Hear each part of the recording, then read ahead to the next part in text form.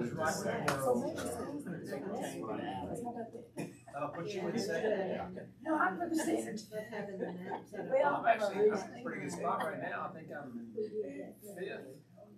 or sixth or something like that. So I'm technically not very good at that. But that's how life is, isn't it? Yep. Yeah. How many more games are left in the regular season? I don't like to change. It doesn't go all the way to the end. It's like 2 more. That's a hard time. Yeah. Is it really? And these lines of meetings for playoffs. Yeah. It ends before the playoffs. Exactly. Yep.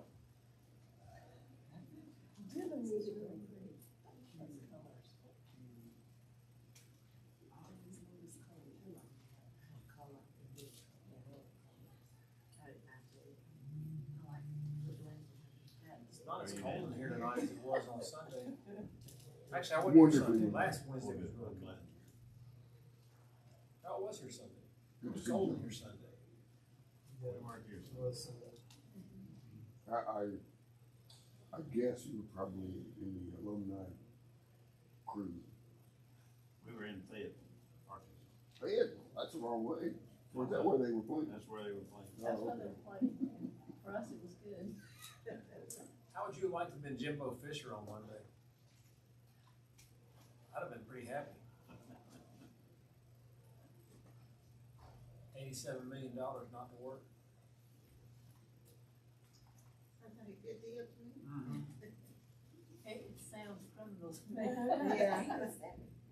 I can't believe that A&M has that much money laying around that they could just do that. A&M's got a lot of money. Probably the boosters. Yes, I heard it's the boosters that have the money. Yeah.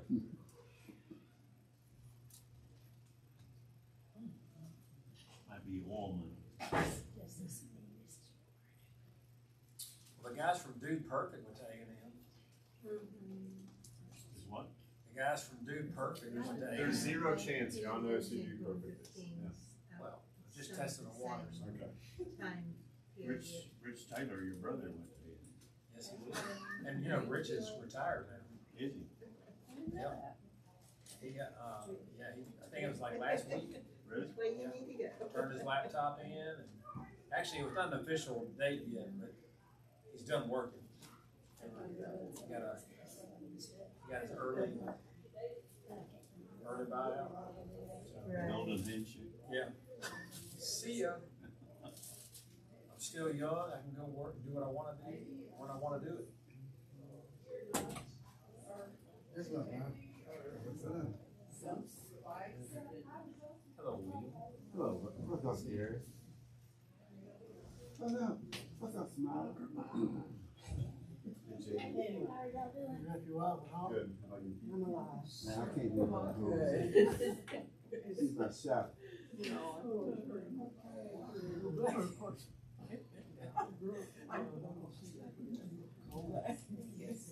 Look here. Good to see you. We missed you. Your timing is not good. It is not good. It is not good. I blame Jay.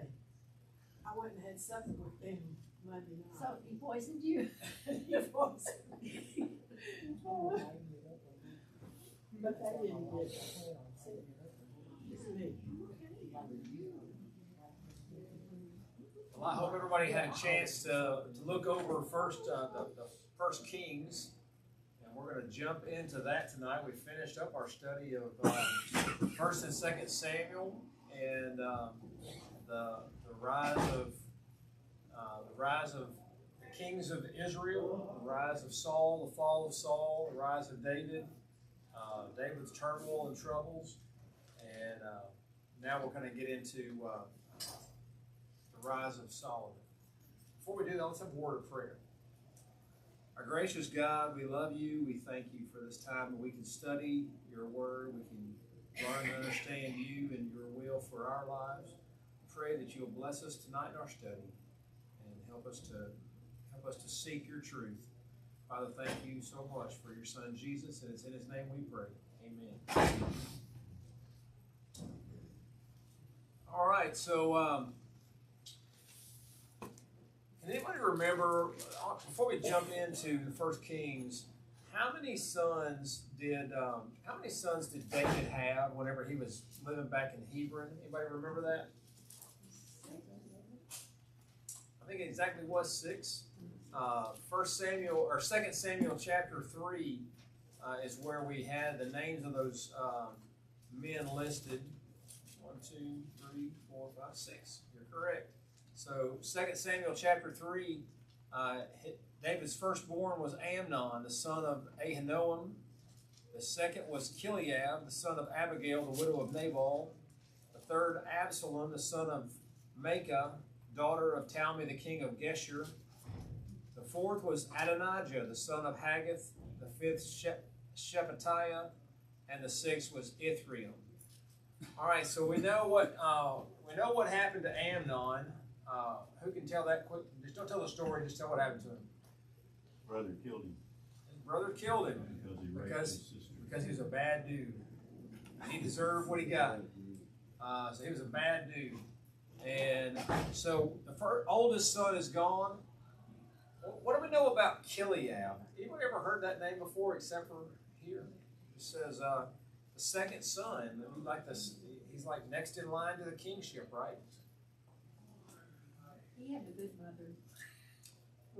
Well, like Abigail, she was Yeah. one of the good wives. We don't know anything about him. He was never mentioned again in the Probably a Bible. good sign. Do I? Probably a good sign. Yeah, because most of the time it's for the bad things they do, right? He may have died in childhood. May have. You don't know. So there was nothing given to us.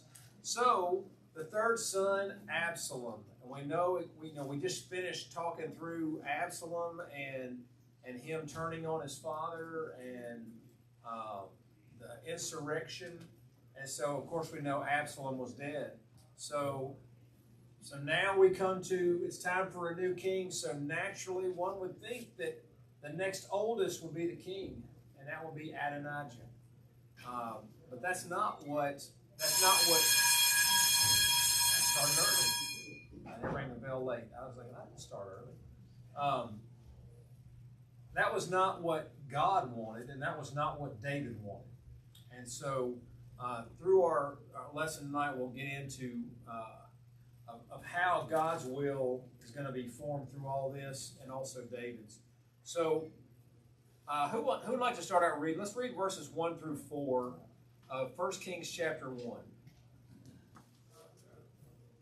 Now King David was old and advanced in years, and although they covered him with clothes and he could not get warm, therefore his servant said to him, let a young woman be sought for my lord the king, and let her wait for the king and be in his service. Let her lie in your arms, that my lord the king may be warm. So they sought a beautiful young woman throughout all the territory of Israel, and found Abishag the Shebonite, and brought her to the king. The young woman was very beautiful, and she was of service to the king and attended to him, but the king knew her not. All right. So he's older. He's like a lot of older folks. Got that thin blood. He's just can't get warm. So they put blankets on and they wrap him up. Nothing's working. So they had a really good idea. And what a better idea than a beautiful young woman to lay beside him in bed. How about that? I mean, well, he's got enough wives. Why not one more?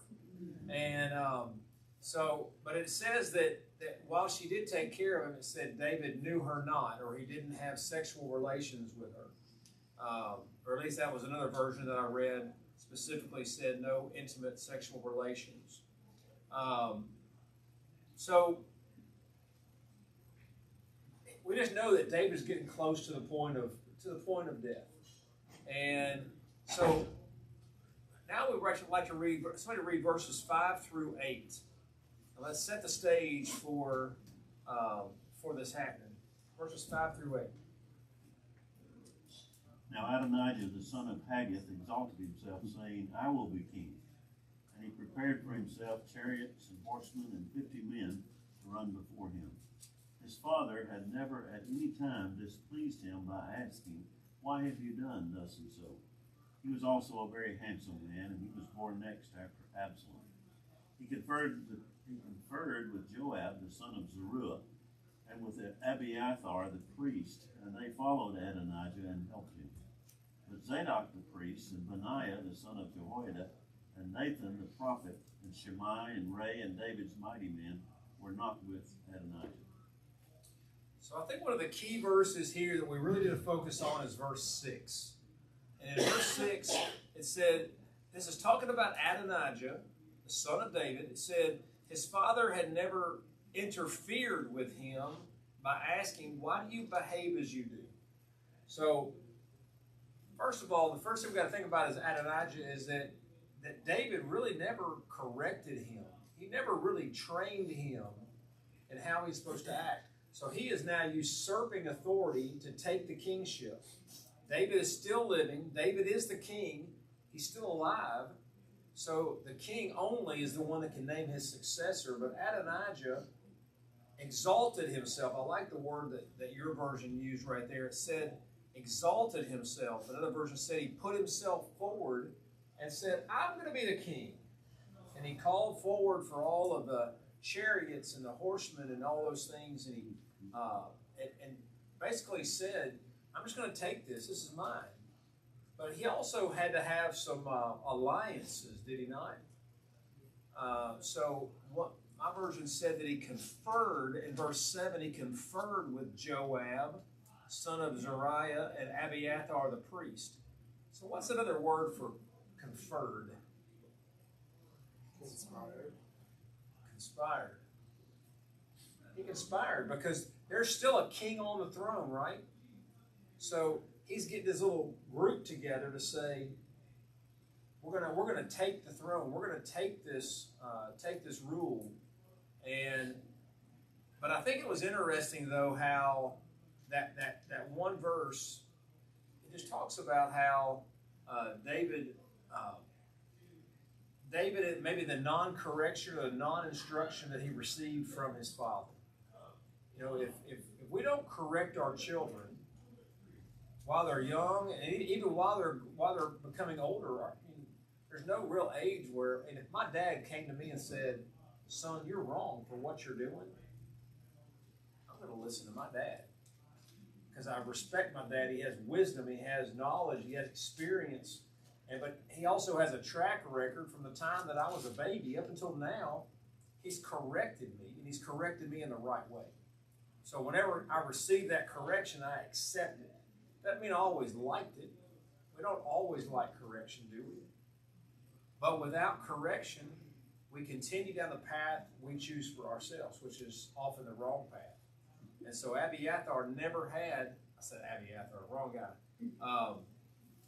Adonijah, he did not have that direction. Or at least that was the impression that I take away from reading that passage.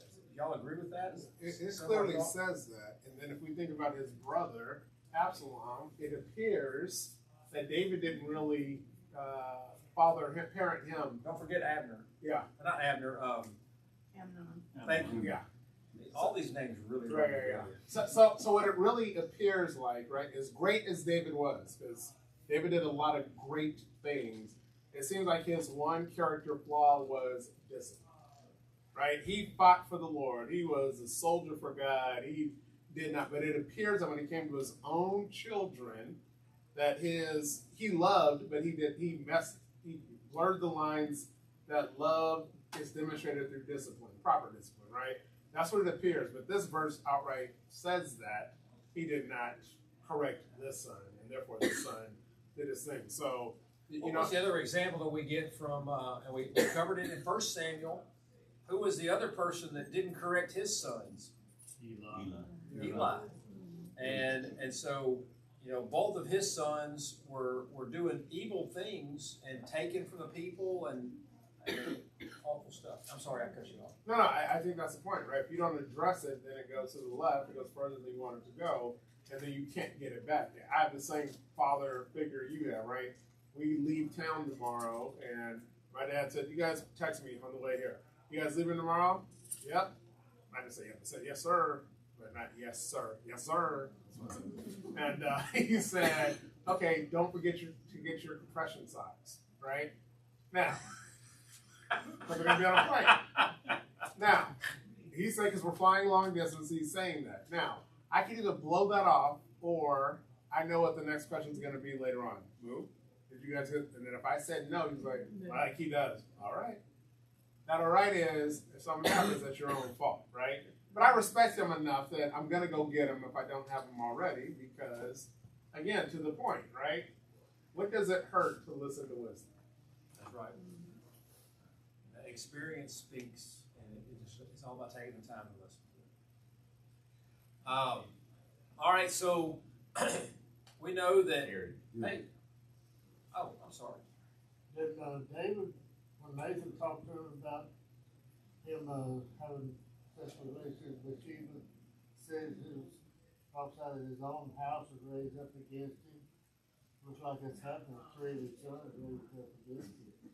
Well, and everything, I mean, everything has been, it's like it came from within. Everything that happens to him was caused by him and because of him.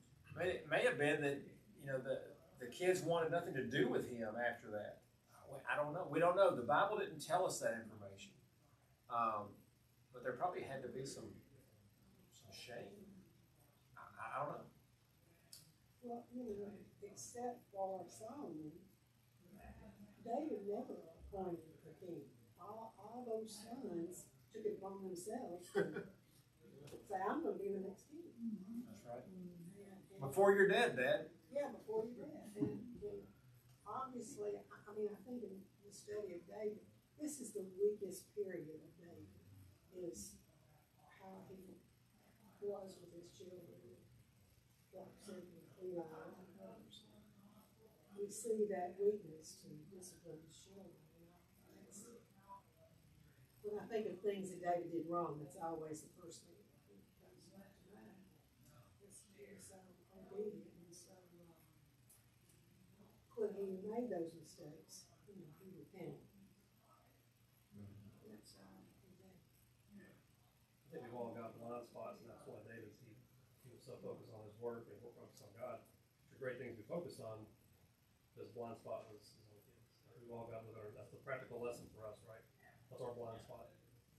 Is it the too much time at work or activities or hobbies or whatever, and neglect the important things? So Gary, some of us were just talking about this. Our shift in our society now is, as everybody in this room knows, you can't tell anybody that they're wrong anymore.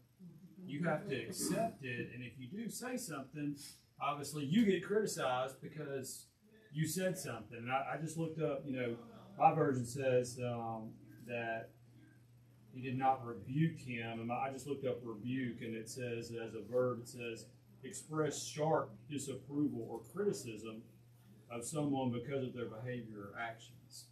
So I think, from a church perspective, all of us have this responsibility, I think, of watching out over each other and our kids. And so it's incumbent upon us not to do like society and just accept everything. And when something goes wrong, we have to stand up and, we can say it in a loving way, but we still have to correct people and do it with love. And we can't just say, okay, that's okay, I'll look the other way, because that will damage us individually and the church, more importantly. Right. And destroy the influence that we have. Well, you let them get away with it. Or parents with children, you let my sister get away with it. Why do I have to do that? So it can't be one way for one and one for the other. It has to be equal and even for both. Lead by example, which is not always easy. So let's take a look at in verses 11 through 27. We're not going to read this section here, but we know that Adonijah had basically told everyone, I'm taking the throne, I'll be the king. And so the prophet Nathan, he comes into the picture, and he goes to Bathsheba, Solomon's mother, and he asked, have you heard this? And so then together they decide to go and talk to the king. Do they go together? No. So who did he send? Nathan told Bathsheba, why don't you go? I mean, that's her husband. I mean, it makes a little sense. So Bathsheba goes and he says that I'll come right behind you and, make sure that he gets the same story from me too. So she does, and she goes and she asked, because she asked, it said in verse 13, go into King David and say to him, my lord the king, did you not swear to me your servant? Surely Solomon your son shall be king after me, and he will sit on my throne. And so she goes and she says this, and didn't you swear this oath to me? And then Nathan comes right behind, and so Nathan goes in and tells the king, Adonijah's had this feast. He's sacrificing all these animals and these bulls, and he's taking over the kingdom. And why didn't you tell me that that's what you wanted? Obviously, we know that. I think it's significant also in verse 11 that David, our Lord, does not know it. So David doesn't know the plot. Right. Yeah, and I think their story, to that point, I think their story of how they are giving him this narrative is very important. Because remember, David inherently is a good dude, right? He wants to do what's right. His blind spot is his kids, and he does not act quickly and allows things to happen instead of stopping it. So Nathan's wisdom was, you go first, and then I'm going to come in behind. Why? Because for David, it's how he would consume that information. Like, what? It causes him to then act, if you pay attention to how the narrative goes, right? He may not, we don't know, I'm speculating, that maybe he wouldn't have acted in the right way, just would have been a brush off, but the way that this was given to him and the way he consumed it caused him to act a different way, and then you see a different outcome. Yes, I mean, as soon as they have this conversation, he immediately calls together Benaiah and, I lost my track. It was Benaiah, Zadok the priest, Benaiah, and Nathan the prophet. And let's read verse 29. The king took an oath. As surely as the Lord lives, who has delivered me out of every trouble, I will surely carry out today what I swore to you by the Lord, the God of Israel. Solomon, your son, shall be king after me, and he will sit on my throne in my place. So he took direct action right then. He stood up and said what he wanted. But then he also gives them further instructions that he wants them to put him on his mule, take him down to Gihon and anoint him. He wants Zadok the priest to anoint him and then blow the trumpet. So why do you blow the trumpet? It's a hear ye. Everybody should know this. In all the land, Solomon is now the king. And we know that when he did that, the people did rejoice. The people accepted him. Verse 35, or verse 34, have Zadok the priest and Nathan the prophet anoint him king over Israel. Blow the trumpet and shout, long live the king. Long live King Solomon. Then you are to go up with him, and he is to come and sit on my throne and reign in my place. I have appointed him ruler over Israel and Judah. And so David makes it extremely clear. This is what I want. This is what's going to happen. And so we know, of course, Adonijah, what was Adonijah doing right about now? Man, he's feasting. He's living the high life. I'm the king now. I got all these fancy people around me because I said that the nobles had come, and so he was the stuff. And but they start hearing all this noise. What's going on, man? What's all this yelling going on and trumpets? And in verse 43 it said, or no, verse 40. I like verse 42. It said, even as he was speaking, Jonathan the son of Abiathar the priest arrived. Adonijah said, come in. A worthy man like you must be bringing good news. And verse 43, not at all, Jonathan answered. Our Lord, King David, has made Solomon king. And the king has sent with him Zadok the priest, Nathan the prophet, Benaiah the son of Jehoiada, the Kerethites and Pelethites, and they have put him on the king's mule. And Zadok the priest and Nathan the prophet have anointed him king at Gihon. and I'm going to skip down to verse 48. It says, and the king bowed in worship on the king. Verse 47, it says, and the king bowed in worship. Who's the king? David. David bowed before Solomon. And in verse 48, it said, praise be to the Lord, the God of Israel, who has allowed my eyes to see a successor on my throne today. And at this, I'm going to stop right there. So he's brought this news. So Adonijah, man, he's the man. He is sitting back. He's got everything going for him. Everything he wanted, it's now his. But then Jonathan, Adonijah's son, came in and said, not so fast. This is what's happening. This is what's going on. This is what the crowd is chanting. Long live the king. It's not long live you. It's long live Solomon. And he's bringing this message to him. So not just him. Who else is in attendance? All the nobles, all these other folks that are supporting Adonijah. And then in verse 49, at this, all Adonijah's guests rose in alarm and dispersed. So what are you thinking? What do you think they're thinking? What? Scatter. Scatter? What else you We think? don't want to be on the wrong side. I think we messed up. Yeah. I think there's a noose with my name written on it. I think there's a sword that's going to come across my neck. There's fear.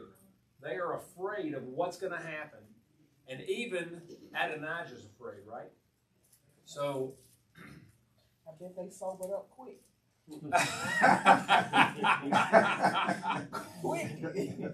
So where did Adonijah go? I mean, he just like hang out at his house. He ran somewhere. He ran to the tabernacle. Took hold of his horns. Yeah, grabbed hold of the horns of the altar, and so Solomon gets word. Oh, go ahead. Brother, think about that. Obviously, I'm kind of comparing Solomon to David. Hey, man. And Is it crazy that he ran to the temple and isn't that what we do? Something happens. Oh Lord, please! That's what he's doing. He's in the temple holding it. Why are you in the temple holding on? You knew you were doing wrong, and wrong to the fullest, trying to upset your dad, who's the king, and then all of a sudden you go run and jump in there. The first place you go to is the temple. Of all places, you don't get out of town. You run to the temple, and now where are you in the temple? not going to do you any good. So we see in verse 51, Solomon is told that Adonijah is fearful, but Solomon says in verse 52, if he shows himself to be a worthy man, not a hair of his head will fall to the ground. But if evil is found in him, he will die. Whoa. That's pretty straightforward. Yeah, Solomon, he's no joke. But it's not Solomon that's going to decide. It's going to be whoever Adonijah really is. Right. If he's worthy, he will live. And so Adonijah, he summons Adonijah before him.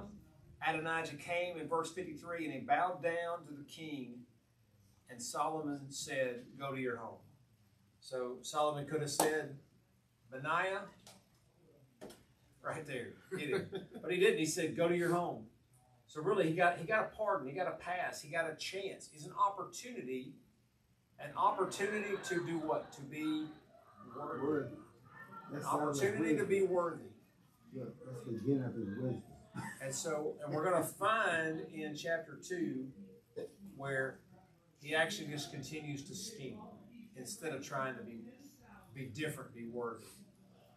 So anything we want to add from chapter 1? I think we covered that pretty well. I think Adonijah went really willing that he went. I mean, 53 says, so King Solomon sent, and they brought him down from the altar. Well, that's a good point. They may have had to Coax him. kicking and screaming, prying his fingers off of it. So in chapter 2, we know that David's life is coming to an end, and in verse 1 it says, when the time drew near for David to die, he gave a charge to Solomon his son. Verse 2, I'm about to go the way of all the earth. And he said, so be strong and show yourself a man. I'm about to die. I'm going to face something that we're all going to face. You're going to face it too someday, son. I'm about to die. Be strong and be a man. But then he gives him, he doesn't tell him, who to kill. He doesn't tell him, how to be strong. What's the next thing that he gives to him?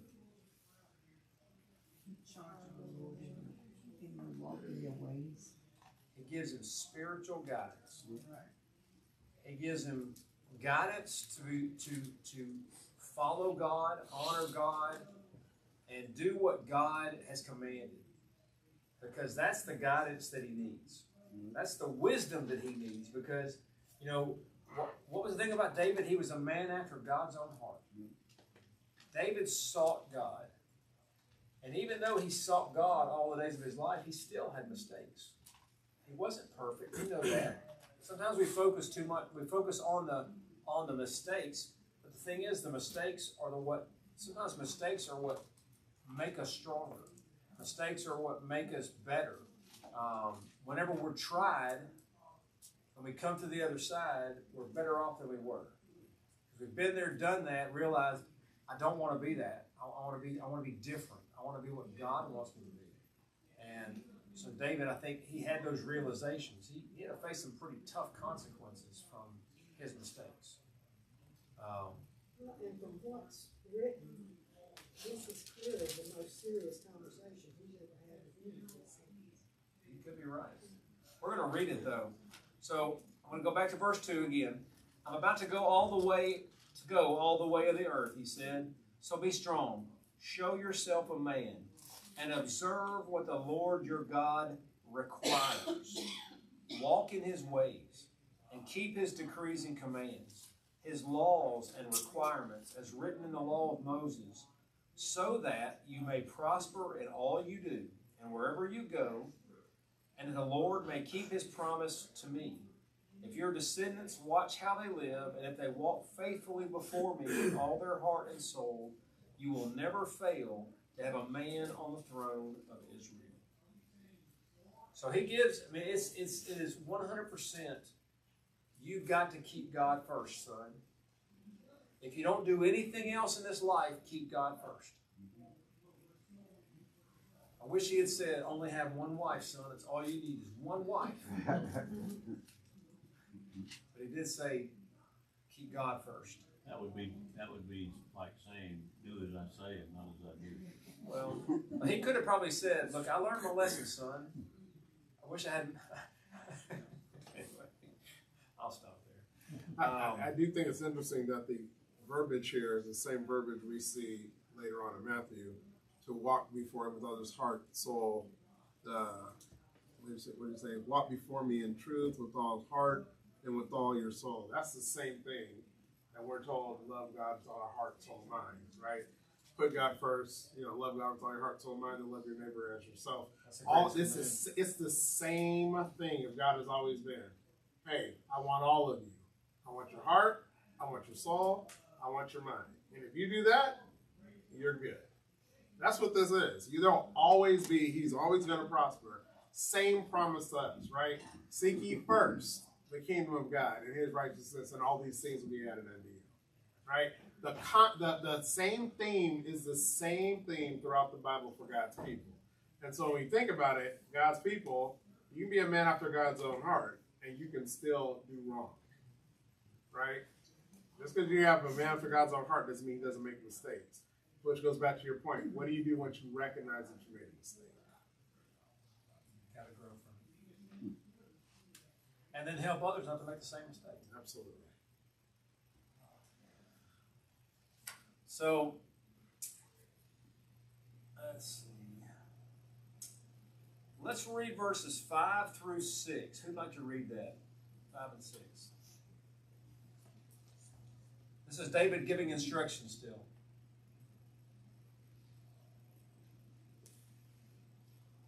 Moreover, you know also what Joab the son of Zeruiah, did to me, and what he did to the two commanders of the armies of Israel, to Abner the son of Ner, and Amasa the son of Jether, whom he killed. And he shed the blood of war in peacetime, and put the blood of war on his belt that was around his waist, and on his sandals that were on his feet. Therefore, do according to your wisdom, and do not let his gray hair go down to the grave in peace. So David gave spiritual advice first, but now he says, now I got something I want you to do. I need you to take care of Joab. Don't let his gray hair go down to the grave. So you deal with him the way that he dealt with Abner and Amasa. And then he proceeds further in verses 8 and 9, and he brings back up Shimei. Remember the story of Shimei? Whenever David was fleeing, he was out there and he was cursing and throwing stones at David, and you know. But then whenever David came back to Jerusalem, he was there to meet him, and he asked for forgiveness and he repented, and so he didn't have Shimei killed then, but he also gives Solomon the warning here. This is in verse 9. But now do not consider him innocent. You are a man of wisdom, and you'll know what to do with him. Bring his gray head down to the grave in blood. He didn't say go out and kill him right now. He says you're a man of wisdom. So he's given some instructions about what needs to happen. And then, but we come to verse 10, and we come to the death of David.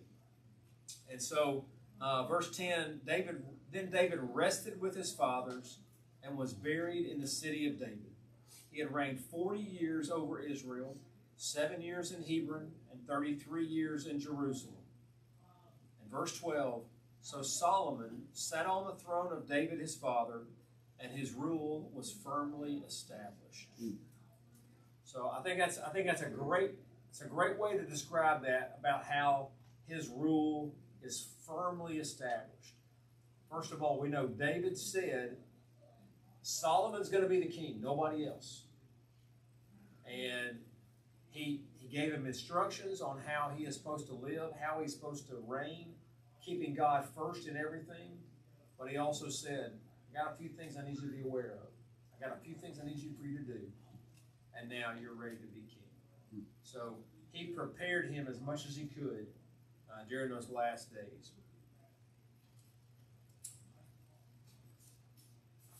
All right. So Adonijah, so he went off to his house, right? But did Adonijah just say, I'm going to stay in my house and be content? Or you raising your hand? Yeah, just before you go, real quick, the story of Shimei, I think it's something just kind of us to remember is,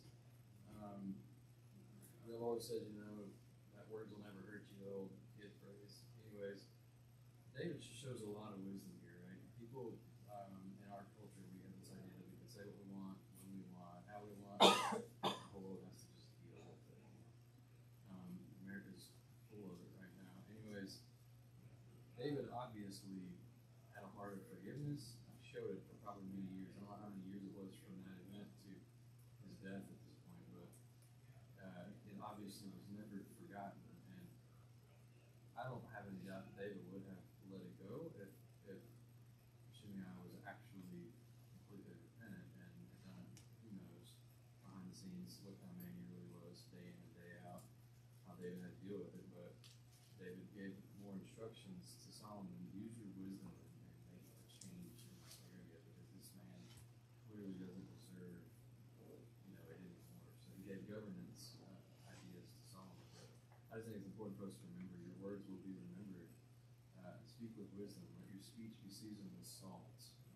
There's tons of warnings in Scripture, and here's a man who decided to be graceful in the moment he didn't have to be. He could have killed a man for doing that at the time, but it wasn't forgotten. Here we are, 2,500 years later. We still know about the improper speaking of this one man. I just think it's important for us to remember, watch your words. He's just speaking his piece. He's got a right. Sometimes it's better to just shut your mouth, right? Or have it shut. Right, yeah. You make a good point. Really good point. So Adonijah, we're down to verse 13. Adonijah, in my mind, he's got a scheme. He's got a plan. He's got something up his sleeve. So we know he goes to Bathsheba, Solomon's mom, and he says, could you just please go to your son and make one request for me? I want one thing. And she says, what do you want? And he says, please, and verse 17, please ask King Solomon, and he will not refuse you to give me Abishag the Shunammite as my wife. I mean, and Bathsheba's like, okay. I can make a request. But so she goes to Solomon to make the request, and verse 22 or verse 21, back at verse 20. The king replied, "Make your request, my mother. I will not refuse you." So she said, "Let Abishag the Shunammite be given in marriage to your brother Adonijah." King Solomon answered his mother, "Why do you request Abishag the Shunammite for Adonijah? You might as well request the kingdom for him." So what do y'all perceive as the reason that he had to have this particular girl as his wife? Well, footnotes there in my Bible, and it references back to 2 Samuel 16, 20-22, suggests that the sexual liaison with the king's concubines amounted to a claim to the throne. So who was it that was with David's concubines when David was driven out of the city? Absalom. David had left behind 10 concubines, and so he put a tent up on the top of the roof, and so all of Jerusalem could see, and it was very much in the face of David. David wasn't there; he run away, but it was very visible, and it was a way of usurping, taking the throne, and so this was a scheme, a roundabout for the people to be able to see. He has King David's wife as his own wife. So, does Solomon have to think about this for very long? What was his reaction? He's going to die when? Today. Not next week. Not next. We're not going to have a trial. We're not going to think about it. He's going to die today. It goes back to number 52 in chapter 1.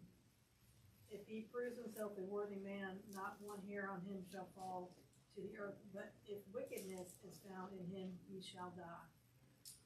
Absolutely. And so, by him making this request, he's trying to scheme. He's trying to find a way, and he proved that he's not a worthy man. Prove that he's not a worthy man. And so David instructs who to go and strike him down? Benaiah. So Benaiah has a really interesting job. He's the new king, and he's the hatchet man. He's fixing to start getting really busy. So he goes and he takes care of Adonijah. It says, verse 25, so King Solomon gave orders to Benaiah, son of Jehoiada, and he struck down Adonijah, and he died. No need to talk more about that. He went right ahead and did it. But then David moves forward in verse 26 because, David had given him instructions. Now, why do you think that he goes to Abiathar? Why do you think that Abiathar is the next person for David to deal with? I mean Solomon. For Solomon to deal with. Yep, thank you. Because he also joined Adonijah in the rebellion. He was conspiring. He was in the middle of this group to take the throne. And so in verse 26, to Abiathar the priest, the king said, "Go back to your fields in Ananoth. You deserve to die. but I will not put you to death now, because you carried the ark of the sovereign Lord before my father David and shared all my father's hardships. So Solomon removed Abiathar from the priesthood of the Lord, fulfilling the word the Lord had spoken at Shiloh about the house of Eli. So Abiathar, for his whole life, he's been a priest. He was raised from a child to be a priest. That's all that he knows, is to be a priest. Or a scheming conniver. I guess he knows how to do that. But so he removes him from the priesthood. So that removes him from, really, I would say, his ability to, how did the priest make money? He basically retired him. Sent him into forced retirement. Put him to the pasture.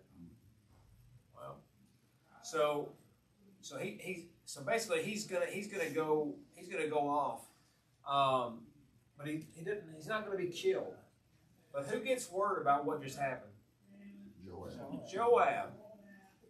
Just like Brent said, and the reaction that Adonijah had. Joab runs to the tabernacle, to the temple, and he takes hold of the horns of the altar. He's grabbing on for dear life. And David instructs Benaiah. He's got his hatchet made. He says, "Go and strike him down." So Benaiah goes to the temple. Now, does he just walk inside and kill him right there in the temple? No, not yet. He sends word back to David that this is what he's done. What do you want me to do? Yeah, so he went to him and he said, verse 30, so Benaiah entered the tent of the Lord and said to Joab, "The king says, 'Come out.' But Joab answered, 'No, I will die here.'" So Benaiah goes back, takes the message. David says, "Do as he says." Verse 31, "Do as he says, strike him down and bury him, and so clear me and my father's house of the guilt of the innocent blood that Joab shed." Verse 32, I think, is really important, because this is really who is giving the retribution. It's not Solomon bringing retribution. Verse 32 says, "The Lord will repay him for the blood he shed, because without the knowledge of my father David, he attacked 2 men and killed them with the sword. Both of them, Abner, son of Ner, commander of Israel's army, and Amasa, son of Jether, commander of Judah's army, were better men and more upright than he." So he killed innocent, upright men. It wasn't during war. It was during peacetime. And he struck them down. He murdered them. And so, verse 34, Benaiah, son of Jehoiada, went up and struck down Joab and killed him, and he was buried on his own land in the desert. And then Benaiah was put in charge in the army in Joab's position, and he replaced Abiathar with Zadok the priest. So Solomon he's not wishy-washy, is he? No. He makes a decision. He goes with that decision.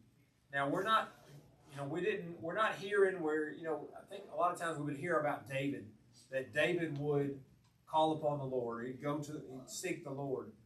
So we haven't seen that at this point of Solomon seeking God and asking God, but we know that God is with him. And all right, real quick, we're going to finish this. So then he calls for Shimei. He tells Shimei, "I'm not going to kill you either, but you can never leave Jerusalem. If you leave, what's going to happen? You're going to die." And so sure enough, 3 years go by, and he leaves to chase after his slaves. When he comes back, Solomon calls him in. And I like it how Solomon doesn't just go strike him down. Solomon makes sure he understands why. And it says, verse 44, the king said to Shimei, "You know in your heart all the wrong you did to my father David. Now the Lord will repay you for your wrongdoing, but King Solomon will be blessed, and David's throne will remain secure before the king forever." Then the king gave the order to Benaiah, the son of Jehoiada, and he went out and struck Shimei down and killed him. And at the end of that verse, the kingdom was now firmly established in Solomon's hands. All right, so I know on Sunday, Carrie will be teaching on chapters 3 through 5, I believe. Let me double check that. 3 and 4. Sorry, 3 and 4. All right. See y'all Sunday. Yeah. Yeah.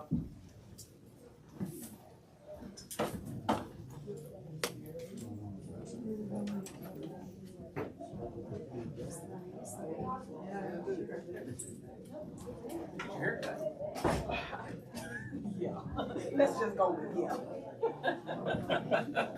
I'm a guy. I don't know. Your story reminds me of